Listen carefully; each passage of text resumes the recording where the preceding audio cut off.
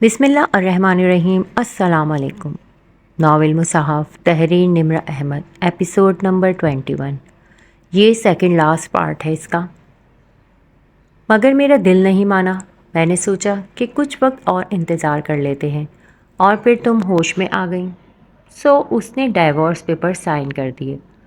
مجھے پرپوز کرنے سے قبل ہی وہ تمہیں ڈائیورس دینے کا فیصلہ کر چکا تھا۔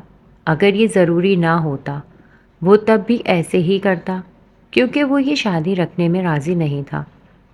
وہ بہت مطمئن اور سکون سے میز سے ٹیک لگائے کھڑی اس کے بارے میں انکہے سوالات کے جواب دے رہی تھی۔ میں نے اس کا پرپوزل اس لیے قبول کیا کیونکہ طلاق کے بعد اس کو بھی کسی نہ کسی سے شادی کرنی تھی، اور مجھے بھی۔ اور چونکہ ہم دونوں ایک دوسرے کو اچھی طرح سے جانتے اور سمجھتے تھے، اس کا پرپوزل میرے لیے بہترین چوائس تھا۔ میں اس کو تمہارے ساتھ تعلق رکھنے پہ مجبور نہیں کر سکتی تھی، نہ ہی وہ کسی کی مان تھا۔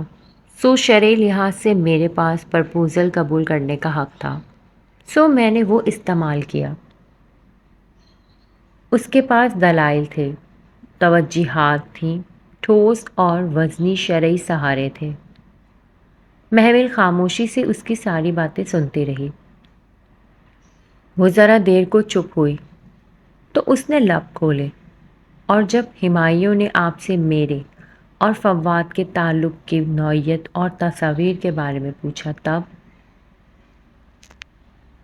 اب آپ نے کیا کہا تھا؟ اس نے اندھیرے میں تیر چلایا۔ وہی جو سچ تھا۔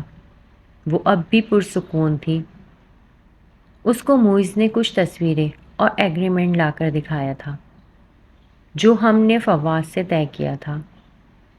میں سمجھتی تھی کہ تم نے اس بارے میں ہمایوں کو بتا دیا ہوگا۔ میں نے اس کے غصے کے ڈر سے خود نہیں بتایا تھا، مگر تم نے بھی نہیں بتایا تو اس کا غصہ کرنا لازمی تھا۔ اس نے مجھے بلایا، پھر وہ مجھ پہ چیخا چلایا۔ میں چپ کر کے سنتی رہی۔ اس نے پوچھا کہ یہ ایگریمنٹ سچا ہے یا جھوٹا؟ میں نے سچ بولا۔ وہ غصے سے چلاتا رہا۔ اسے دکھ تھا کہ ہم نے اس پہ ٹرسٹ نہیں کیا۔ پھر اس نے وہ تصویریں مجھے دکھائیں اور پوچھا کہ وہ سچ ہے یا جھوٹ۔ میں نے سچ ہی بولا۔ کیا بولا؟ محمل نے تیزی سے اس کی بات کاٹی۔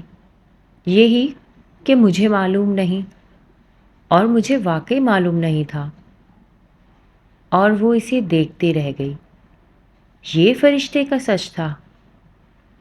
پھر اس نے پوچھا کہ موئز جو باتیں اسے بتا گیا ہے وہ سچ ہے یا جھوٹ ہے۔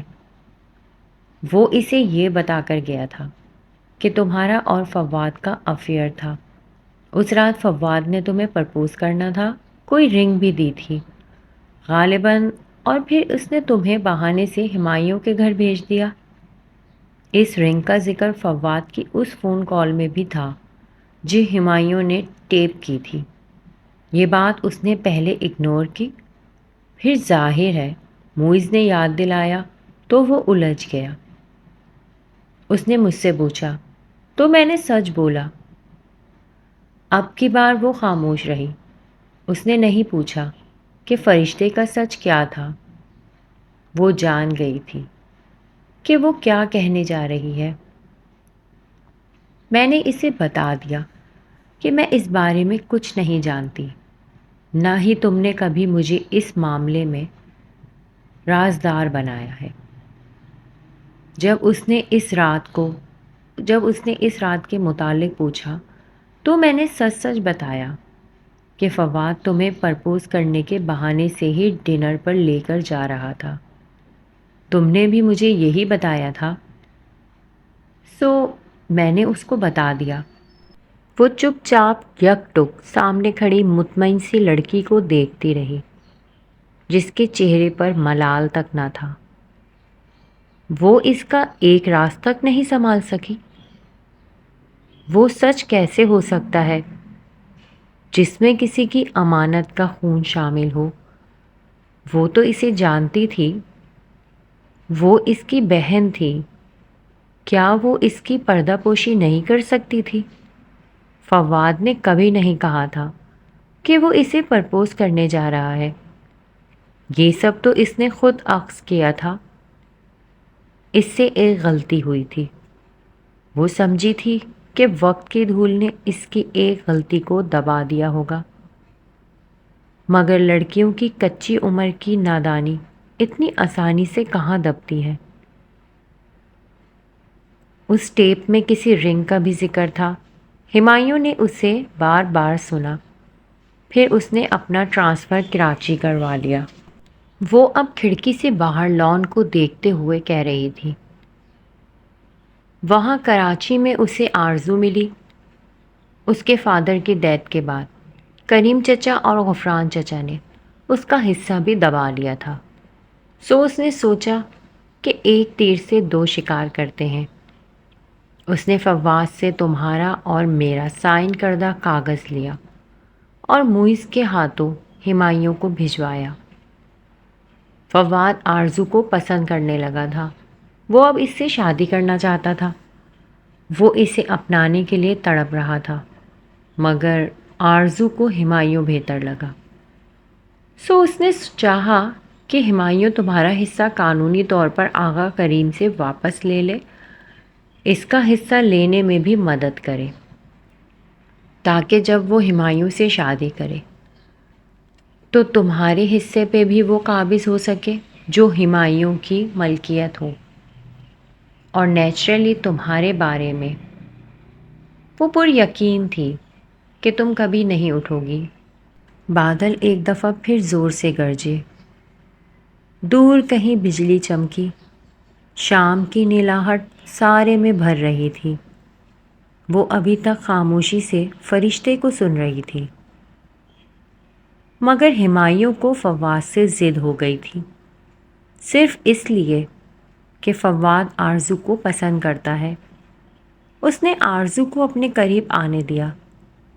فواد ہمایوں کی منتیں کرتا رہا کہ وہ آرزو کو چھوڑ دے، مگر ہمایوں اس سے اپنے سارے بدلے چکانا چاہتا تھا۔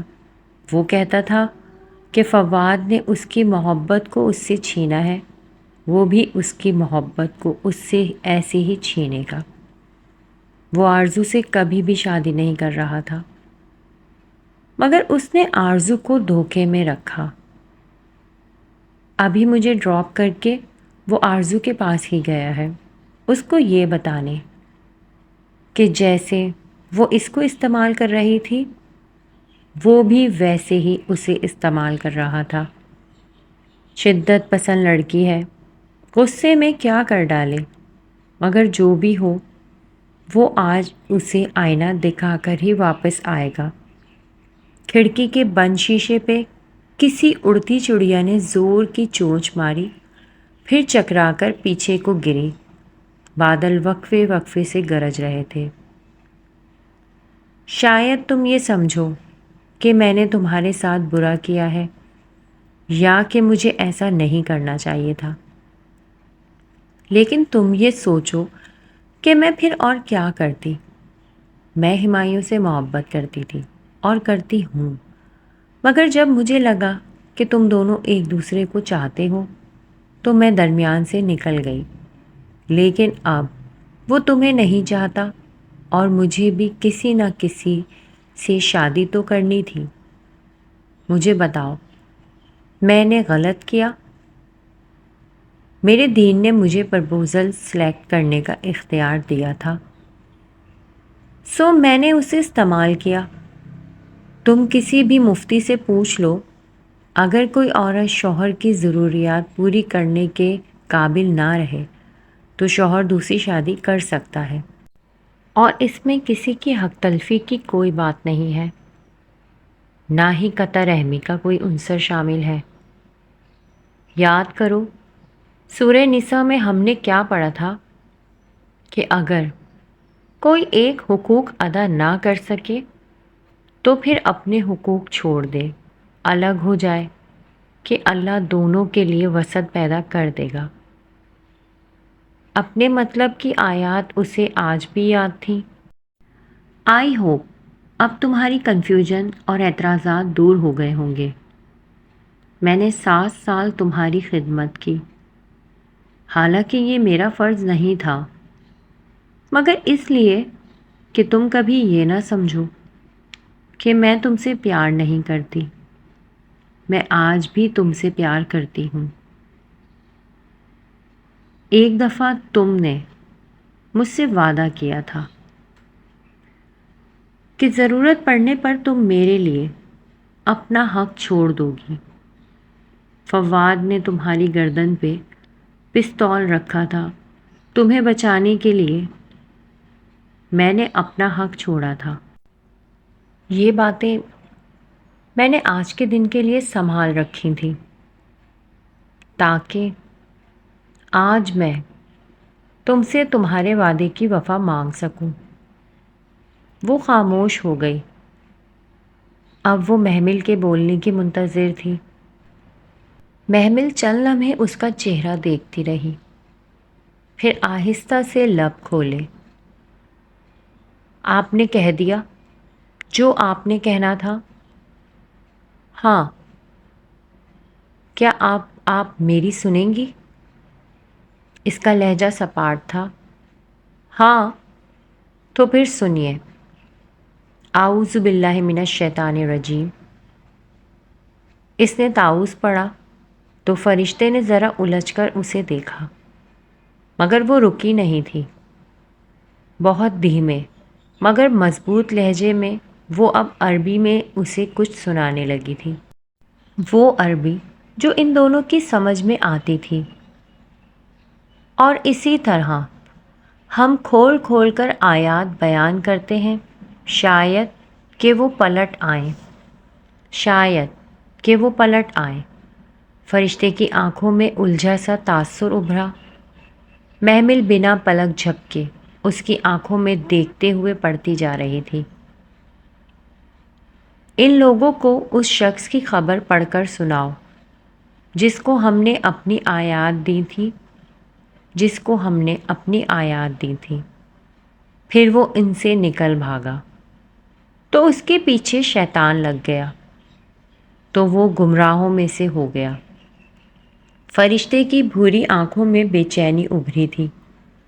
محمل میری بات سنو، مگر وہ نہیں سن رہی تھی۔ وہ پتلیوں کو حرکت دیے بنا نگاہیں اس پر مرکوز کیے کہتی جا رہی تھی، تو وہ گمراہوں میں سے ہو گیا۔ اس کی آواز بلند ہو رہی تھی، اور اگر ہم چاہتے تو اسے انہی آیات کے ساتھ بلندی عطا کرتے، لیکن وہ زمین کی طرف جھک گیا۔ محمل چپ کرو، وہ زیر لب بڑبڑائی تھی، مگر محمل کی آواز اونچی ہو رہی تھی۔ لیکن وہ زمین کی طرف جھک گیا اور اس نے اپنی خواہشات کی پیروی کی، تو اس کی مثال کتے جیسی ہے، تو اس کی مثال کتے جیسی ہے۔ اگر تم اس پر حملہ کرو تو وہ زبان باہر نکالتا ہے، یا تم اس کو چھوڑ دو تو بھی وہ زبان باہر نکالتا ہے۔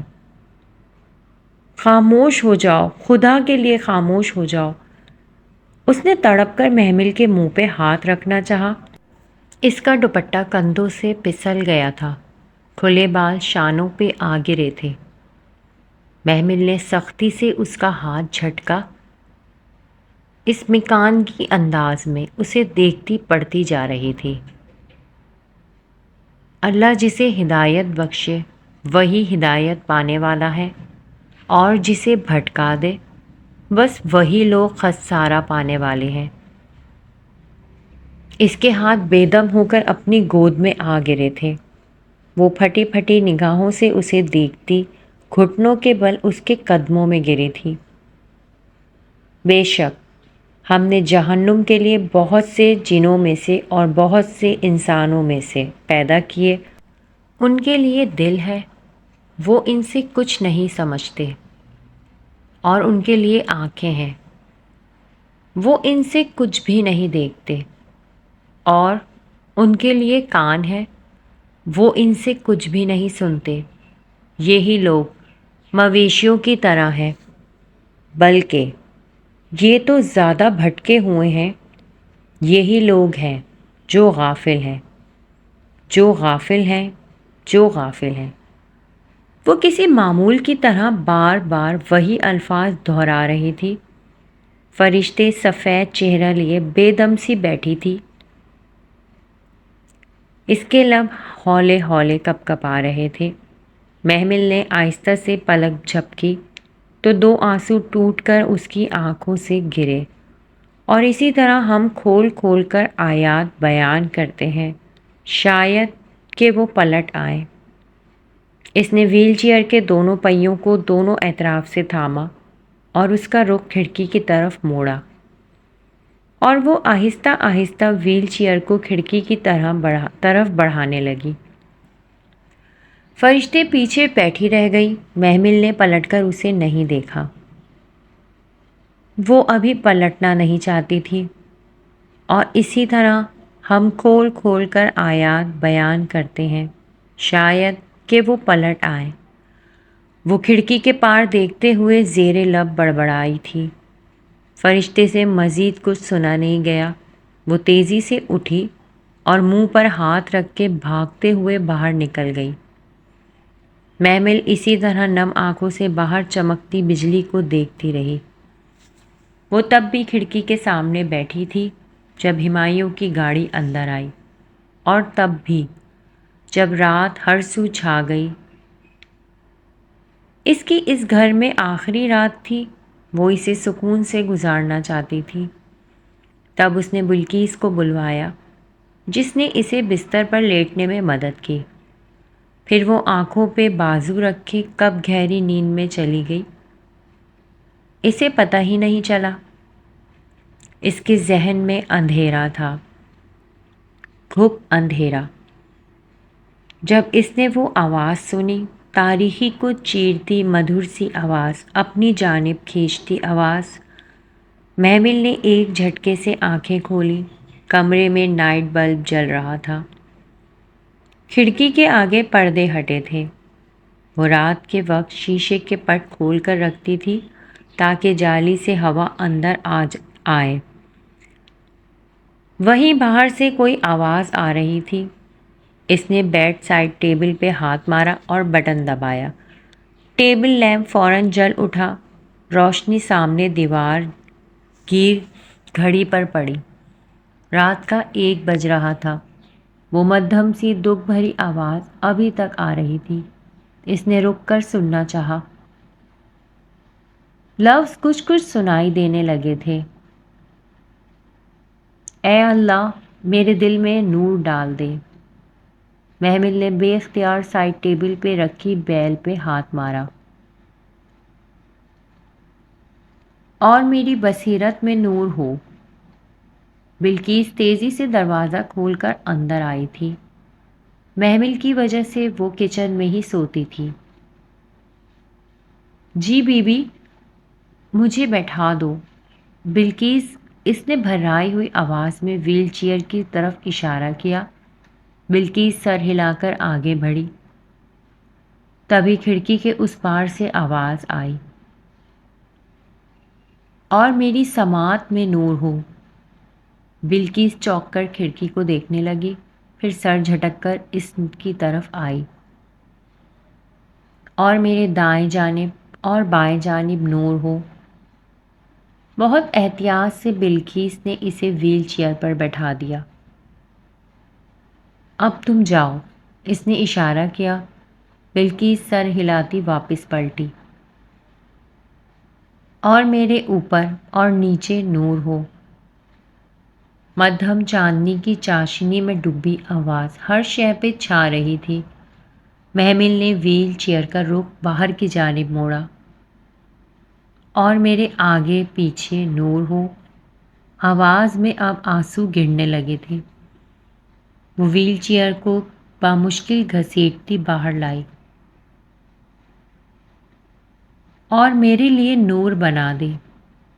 چاندنی میں ڈوبا برآمدہ سنسان پڑا تھا، اور نم غمزدہ آواز لان سے آ رہی تھی۔ اور میری زبان اور اعصاب میں نور ہو۔ اس نے سوز میں پڑتے ذرا سی ہچکی لی۔ محمل آہستہ آہستہ برآمدے کی آرام دہ ڈھلان سے نیچے ویل چیئر کو اتارنے لگی۔ یہ ڈھلان فرشتے نے ہی اس کے لیے لگوائی تھی۔ اور میرے گوشت اور لہو میں نور ہو۔ لان کے آخری سرے پہ دیوار سے ٹیک لگائے ایک لڑکی بیٹھی تھی۔ اس کا سر نڈھال سا دیوار سے ٹکا تھا، آنکھیں بند تھیں جن سے قطرہ قطرہ آنسو ٹوٹ کر رخسار پر گر رہے تھے۔ لمبے بھورے بال شانوں پر پڑے تھے اور میرے بال کھال میں نور ہو۔ محمل ویل چیئر کو گھاس پر آگے بڑھانے لگی۔ گھاس کے تنکے پہیوں کے نیچے چڑمڑانے لگے تھے۔ اور میرے نفس میں نور ہو اور میرے لیے نور کو بڑھا دے۔ اور اسی طرح آنسو بہاتی بند آنکھوں سے بے خبر پڑتی جا رہی تھی۔ محمل ویل چیئر اس کے بالکل سامنے لے آئی۔ اے اللہ، مجھے نور عطا کر دے۔ چاندنی میں اس کے آنسو موتیوں کی طرح چمک رہے تھے۔ فرشتے، اس نے ہولے سے پکارا۔ فرشتے کی آنکھوں میں جنبش ہوئی۔ اس نے پلکیں جدا کی اور محمل کو دیکھا۔ وہ شاید بہت روئی تھی۔ اس کی آنکھیں متورم سرخ تھیں۔ کیوں رو رہی ہیں؟ اس کے اپنے آنسو گرنے لگے تھے۔ یہ وہ لڑکی تھی جس نے اسے قرآن سنایا تھا، قرآن پڑھایا تھا، اس کی جان ان لوگوں سے چھڑائی تھی، 7 سال اس کی خدمت کی تھی۔ بہت احسان تھے اس کے محمل پر، اور آج اس نے اسے رلا دیا۔ مجھے رونا ہی تو چاہیے۔ وہ سر اٹھا کر چاند کو دیکھنے لگی۔ میں نے بہت زیادتی کی ہے محمل، بہت زیادتی۔ وہ خاموشی سے خود کو کوسے گئی۔ شاید ابھی فرشتے نے بہت کچھ کہنا تھا، وہ سب جو پہلے نہ کہہ سکی۔ میں نے 7 سال توجیہات جوڑی، دلیلیں اکٹھی کی۔ تم نے 7 آیتوں میں انہیں ریت کا ڈھیر بنا دیا۔ میں نے خود کو بہت سمجھایا تھا، بہت یقین دلایا تھا کہ یہی صحیح ہے، مگر آج میرا یقین ٹوٹ گیا محمل۔ میں خود غرض ہو گئی تھی، کتے کی طرح خود غرض، جو ہڈی نہ ڈالنے پر بھی زبان نکالتا ہے۔ اس کی اور چاند کی تکتی آنکھوں سے قطرے گر رہے تھے۔ کبھی تم نے میری چاندنی کی وہ انگوٹھی دیکھی ہے؟ محمل، تم نے کبھی نہیں پوچھا کہ وہ مجھے کس نے دی تھی؟ وہ مجھے میری خالہ نے دی تھی۔ وہ انہوں نے اپنی بہو کے لیے رکھی تھی، اور اپنی وفات سے قبل بہت بیمار تھی، انہوں نے وہ مجھے پہنا دی۔ میری امی ان کا مطلب سمجھتی تھیں، مگر خاموش رہیں۔ وہ وقت آنے پر ہمایوں سے بات کرنا چاہتی تھیں، مگر وقت نہیں آیا، آ ہی نہیں سکا۔ امی فوت ہوئی تو میں چپ چاپ مسجد چلی گئی۔ میں برسوں انتظار کرتی رہی کہ ہمایوں کبھی تو اس انگوٹھی کے بارے میں پوچھے گا، مگر اس نے نہیں پوچھا۔ پھر میں نے صبر کر لیا، مگر انتظار تو مجھے تھا۔ میں نے بچپن سے اپنے نام کے ساتھ اسی کا نام سنا تھا، مجھے اسی پہ اپنا ہی حق لگتا تھا۔ اور جب ایک روز ہمایوں نے مجھے کہا کہ مجھے شادی کے بارے میں سوچنا چاہیے، تو میں نے اس کو خالہ کی خواہش کا بتانے کے بارے میں سوچا۔ اس رات میں بہت دیر تک مسجد کی چھت پر بیٹھی رہی تھی، اور جب میں فیصلہ نہ کر پائی تو دعائیں نور پڑنے لگی تھی۔ تمہیں پتہ ہے، رسول اکرم صلی اللہ علیہ وآلہ وسلم اس کا ایک حصہ سجدے میں پڑھا کرتے تھے، اور یہ دعا قرآن سمجھنے میں مدد دیتی ہے۔ میں جب بھی فیصلہ نہ کر پاتی اس دعا کو پڑھتی۔ اس رات بھی میں پڑھ کر بیٹھی ہی تھی کہ تم ہماری چھت پر آئی، پھر تم ہماری زندگی میں بھی آ گئی۔ میں نے آج تک تمہارے لیے جو بھی کیا ہے وہ اللہ کے لیے کیا تھا۔ مجھے یاد بھی نہیں کہ میں نے کیا کیا کیا تھا۔ پھر جب میں نے ہمایوں کو تمہارے لیے مسکراتے ہوئے دیکھا اور تمہارے لیے اس کی آنکھوں کو چمکتے دیکھا، تو میں نے سوچا کہ تمہیں آگاہ کر دوں۔ اور تمہیں یاد ہے جب اسپتال میں تم ہمایوں کو دیکھنے آئی تھی تو میں تمہیں بتانے ہی والی تھی، مگر تم نے نہیں سنا۔ تب میں نے فیصلہ کر لیا کہ میں پیچھے ہٹ جاؤں گی، قربانی دے دوں گی۔ تب میرا جینا اور میرا مرنا، میری نماز اور میری قربانی سب اللہ کے لیے تھی۔ میں نے ہر چیز خلوص دل سے کی، خود تمہاری شادی کروائی۔ میں مطمئن تھی، لیکن جب تمہارا ایکسیڈنٹ ہوا اور میں پاکستان واپس آئی تو مجھے پہلی دفعہ لگا کہ شاید تم زندہ نہ رہ سکو۔ ہمایوں میرا نصیب، اور اس سے آگے سوچنے سے بھی میں ڈرنے لگی تھی، سو واپس چلی گئی۔ مگر ہمایوں جب بھی کال کرتا اور تمہارے مایوس کن حالات کی خبر دیتا، مجھے لگتا ہے کہ شاید یہی تقدیر ہے، شاید تم ہمیں چھوڑ جاؤ، ہمایوں میرے پاس واپس آ جائے۔ مجھے لگا میری قربانی قبول ہو گئی ہے، اس کا انعام مجھے دیا جانے لگا ہے۔ مجھے بھول گیا کہ وہ قربانی تو اللہ کے لیے تھی، اللہ کو پانے کے لیے تھی، دنیا کے لیے یا ہمایوں کے لیے تو نہیں تھی۔ مگر تمہاری طرف سے تو ہم اتنے مایوس ہو گئے تھے کہ آہستہ آہستہ مجھے سب بھولتا گیا۔ میں ہر نماز میں، ہر روز تلاوت کے بعد ہمایوں کو خدا سے مانگنے لگی۔ میں آہستہ آہستہ زمین کی طرف جھکنے لگی تو میرے ساتھ شیطان بھی لگ گیا۔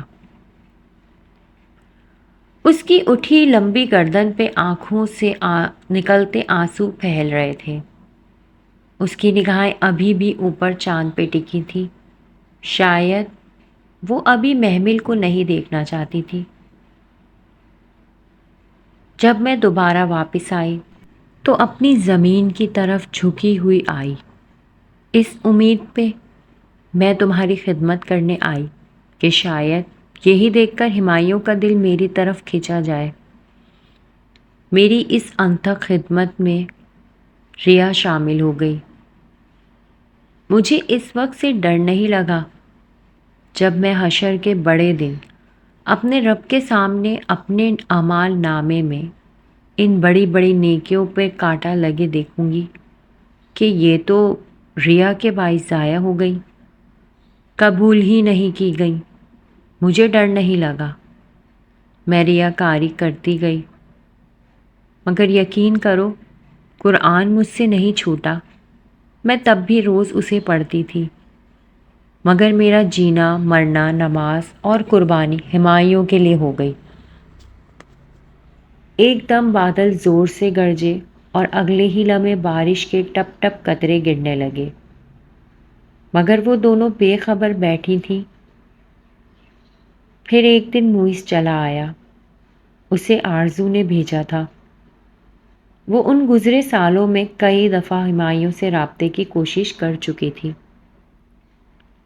مگر اس نے جب توجہ نہ دی تو اس نے موئز کو بھیجا تھا۔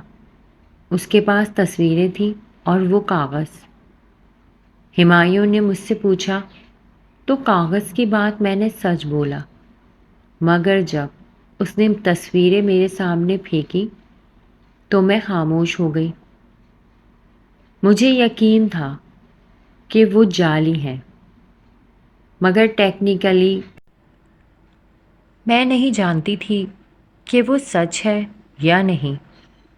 میرے پاس کوئی ثبوت نہ تھا، مگر میرا دل بار بار کوئی میرے اندر وہ آیت دہرا رہا تھا کہ کیوں نہیں تم نے کہا کہ یہ کھلم کھلا بہتان ہے۔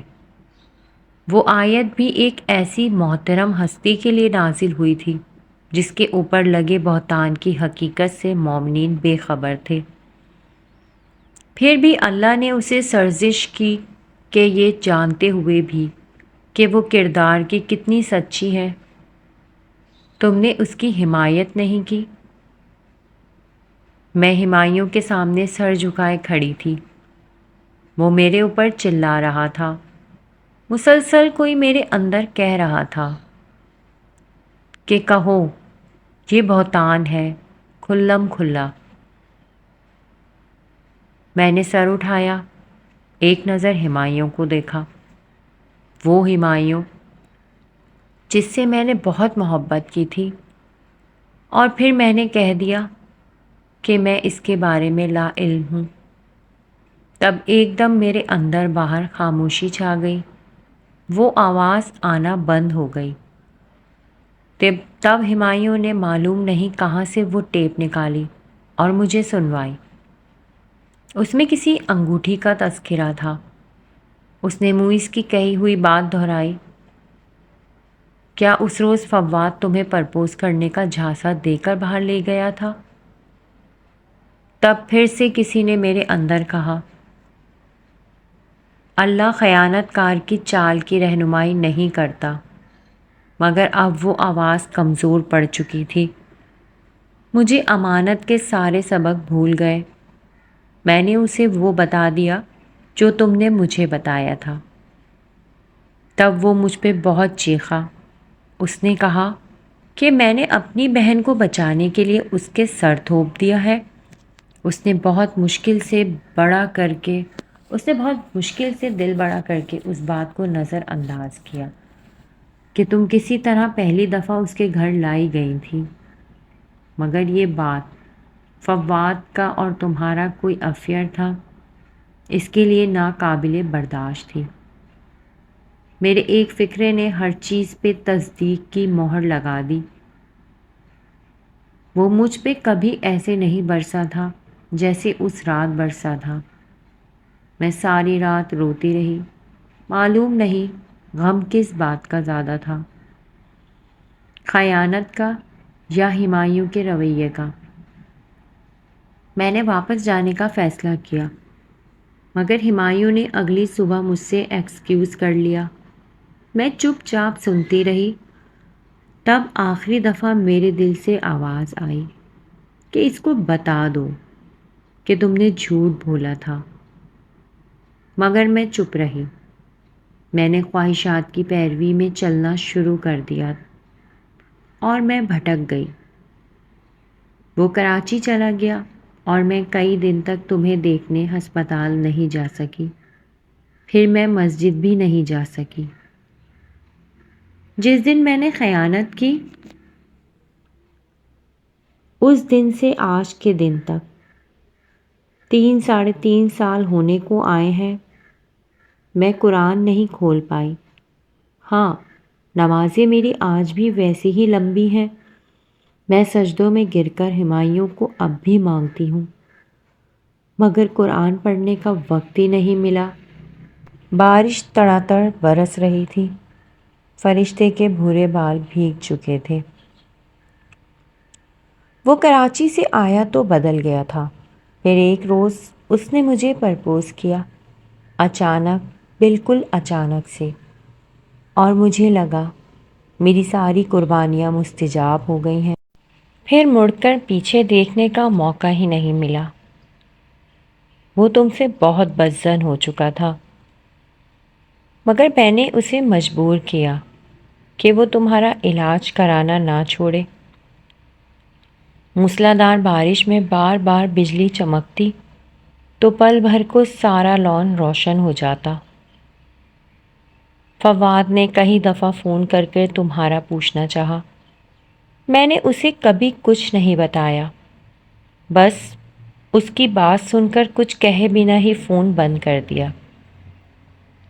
وہ بہت بدل گیا ہے۔ مجھے لگتا تھا کہ اگر ایک دفعہ اسے اس سارے کھیل کا علم ہو گیا تو وہ ہمایوں کے پاس آ کر اسے سب بتا دے گا۔ مشکل ہی تھا کہ ہمایوں اس کا یقین کرے۔ مگر اس ڈر سے میں نے اسے کبھی کچھ پتہ نہیں لگنے دیا۔ مجھے ہمایوں نہیں چاہیے فرشتے، وہ روتے ہوئے بولی تھی۔ مجھے اپنی بہن چاہیے۔ مجھے بھی ہمایوں نہیں چاہیے، مجھے بھی اپنی بہن ہی چاہیے۔ اس نے بھیگی آنکھوں کا رخ پہلی دفعہ محمل کے چہرے کی طرف کیا۔ محمل نے اس کے گھٹنوں پہ رکھے ہاتھ پکڑ لیے۔ ان میں آج چاندی کی وہ انگوٹھی نہیں تھی۔ بارش زور سے ان دونوں پہ برس رہی تھی۔ میں نے فواد کو فون کر دیا ہے، وہ پہنچنے والا ہوگا۔ وہ خاصا سمجھدار بندہ ہے، ایسے ثبوت لائے گا کہ ہمایوں اسے جھٹلا نہ سکے گا۔ وہ ابھی آ کر ہمایوں کو سب کچھ بتا دے گا۔ ابھی کل دوپہر میں خاصا وقت ہے، تمہاری عدت ختم نہیں ہوئی۔ میں جانتی ہوں کہ وہ حقیقت جان کر رہ نہیں سکے گا اور تمہیں واپس اپنائے گا۔ آؤ اندر چلتے ہیں۔ فرشتے نے اپنے ہاتھ اس کے ہاتھوں سے نکالے، اٹھی اور پھر ویل چیئر کی پشت تھام لی۔ بس مجھ پہ ایک احسان کرنا، ہمایوں کو مت بتانا کہ میں نے خیانت کی۔ میں اس کی نظروں سے گرنا نہیں چاہتی۔ بظاہر میں نے جھوٹ نہیں بولا، مگر مجھے تمہارا راز نہیں کھولنا چاہیے تھا۔ میں اس سے کہہ دوں گی کہ مجھے غلط فہمی ہوئی تھی۔ میں فواد کے سامنے تمہاری تائید کروں گی، مگر تم میری عزت رکھ لینا۔ وہ جانتا ہے کہ فرشتے جھوٹ نہیں بولتی، خیانت نہیں کرتی۔ اس نے تصویروں پہ نہیں، مجھ پہ یقین کر کے تمہیں طلاق دی تھی۔ تم میری عزت رکھ لینا۔ وہ اس کی ویل چیئر دھکیلتی آہستہ آہستہ بے خودی سے کہہ رہی تھی۔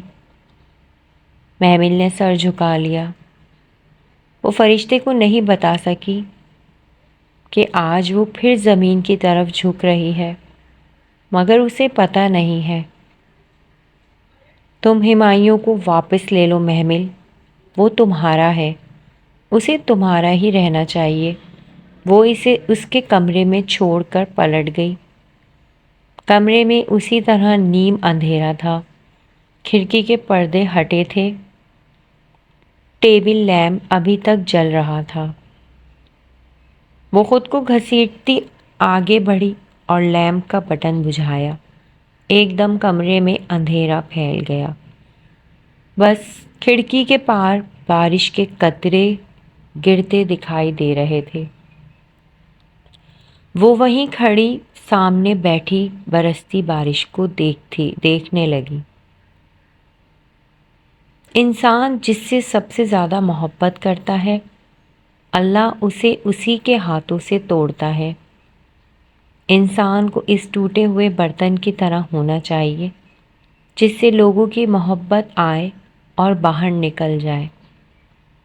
اللہ نے اسے انہی لوگوں کے ہاتھوں توڑا تھا جن سے وہ سب سے زیادہ محبت کرتی تھی، ہمایوں اور فرشتے۔ تبھی گاڑی کا ہارن سنائی دیا۔ وہ خاموشی سے دیکھتی رہی، وہ گاڑی بار بار ہارن بجا رہی تھی۔ تب اس نے برستی بارش میں ہمایوں کو گیٹ کی طرف جاتے دیکھا۔ اس نے گیٹ کھولا تو ایک گاڑی زن سے اندر داخل ہوئی۔ ڈرائیونگ سیٹ کا دروازہ کھول کر وہ تیزی سے باہر نکلا تھا۔ وہ فواد ہی تھا، وہ پہچان گئی تھی۔ وہ ویسا ہی تھا، بس آنکھوں پہ فریم لیس گلاسز تھے اور بالوں کا کٹ زیادہ چھوٹا تھا۔ کیا ہمایوں اس کی بات سن لے گا؟ کبھی بھی نہیں۔ تبھی فواد نے لپک کر فرنٹ سیٹ کا دروازہ کھولا اور کسی کو بازو سے کھینچ کر باہر نکالا۔ محمل دھک سے رہ گئی۔ وہ موئیز تھا، پتلا لمبا نوجوان جس کی مسیں بھیگ رہی تھیں۔ فواد اس کو پکڑ کر ہمایوں کے سامنے لایا جو قدرے چونکا ہوا کھڑا تھا۔ برستی بارش کا شور بہت تیز تھا۔ ان کی باتوں کی آواز نہیں سنائی دے رہی تھی۔ وہ تینوں بارش میں بھیگتے کھڑے تھے۔ فواد زور زور سے کہہ رہا تھا۔ ہمایوں سینے پہ ہاتھ باندھے خاموشی سے سن رہا تھا۔ اس کی محمل کی طرف پشت تھی۔ وہ اس کے چہرے کے تاثرات نہیں دیکھ سکتی تھی۔ اور تب اس نے موئز کو ہاتھ جوڑے دیکھا۔ شاید اس کے چہرے پہ بارش کے قطرے تھے، یا شاید وہ رو رہا تھا۔ وہ روتے ہوئے، کچھ کہتے ہوئے ہمایوں سے معافی مانگ رہا تھا۔ اور تب اس نے فرشتے کو باہر آتے دیکھا۔ وہ بھی کچھ کہہ رہی تھی۔ محمل نے ہاتھ بڑھا کر پردہ برابر کر دیا۔ وہ اس منظر کو مزید نہیں دیکھنا چاہتی تھی۔ کتنی ہی دیر بعد اس نے فرشتے کی آواز سنی۔ وہ فواد اور موئز کو ادھر لا رہی تھی۔ اس کے کمرے کا دروازہ کھلا۔ محمل کی اس طرف پشت تھی۔ محمل فواد کی بھرائی ہوئی آواز اسے سنائی دی۔ موئز نے ہمایوں کو سب کچھ بتا دیا ہے۔ اگر مجھے پہلے پتا ہوتا تو… محمل، ہمیں معاف کر دو۔ ہم نے تمہارے ساتھ بڑی زیادتی کی۔